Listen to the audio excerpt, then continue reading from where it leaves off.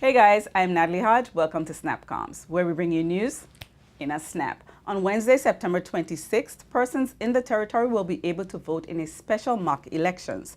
Joining me on today's program is Supervisor of Elections, Ms. Juliet Penn, to talk to us about the special mock elections. Welcome to the program, Ms. Penn. I'm happy to be here. Thank you. So for the mock elections planned on Wednesday, September 26th, tell us what the public can expect from that special elections. The public can expect to have an excited time because we would be showing for the first time the DS scanner, and that we will be using, we're hoping to use in the next general elections. We are going to have something similar to an election.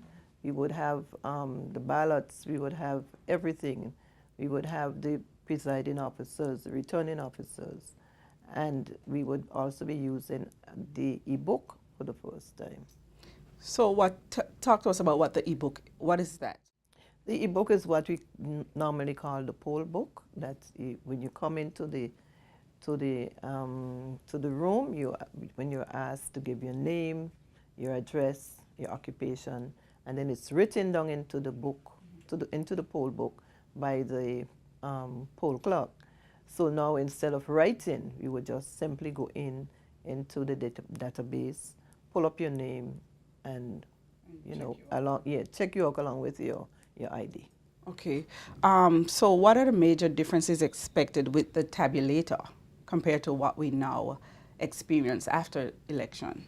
Okay.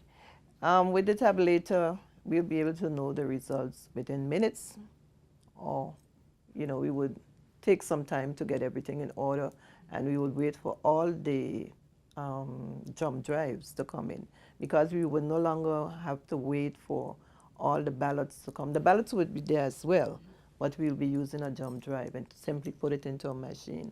And then in a snap, like you say, everything would be known as soon as within an hour, 2 hours. So instead of escorted ballot boxes, we're going to have escorted jump drives. Jump drives, yes. Okay. And the jump drive will also come in along with the ballot boxes, of course, because the paper ballot would still be in those ballot boxes in case anybody decides, well, okay, I'm not satisfied and I want a manual count. They would be able to get that as well. Okay, so give us the dates and the locations of the mock elections, what islands they're planned for, and the dates and times. The date is the 26th of September, and we will be at a sports complex on Tortola and at the community center, Catholic Community Center in Virgin Gorda. The time for Tortola is from 10 to 2, and in Virgin Gorda from 5:30 to 7:30. The last question I have for you is that we're normally given time off to go and vote. It's mandatory.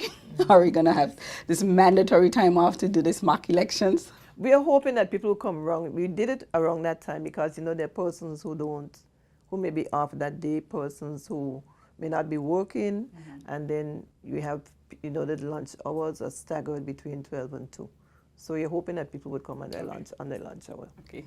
So it's very important. This is a test for us to try to prepare in advance for next election so that we can kind of get the hands-on feel of the machines and everything. And yes, we want people to see the machine first, and we want them to be comfortable, and so we're going to be doing everything that we possibly can. This is the first of many events that we are hoping to do, the first of many demonstrations, and leading up to the general elections, we are hoping to go into the villages as well, so persons who were not able to see it now would be able to see it then, and we're going to have a real heavy campaign, educational campaign, so people can be comfortable. We want everyone to be comfortable.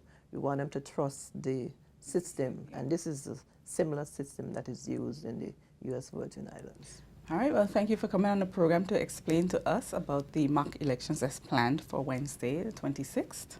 Thank you, too. The mock elections are part of an education campaign by the Office of the Supervisor of Elections as it demonstrates the DS200 precinct scanner and tabulator, as well as the e-poll books. So be sure to participate in this special elections. Well, guys, there you have it. I'm Natalie Hodge, signing off. Be sure to tune in for your daily feed of SnapComms, where we bring you news in a snap. Subscribe to our YouTube channel, Twitter, and Facebook at BVI Government and Instagram at GIS-BVI. SnapComms is brought to you by the Disaster Recovery Coordinating Committee, Government of the Virgin Islands.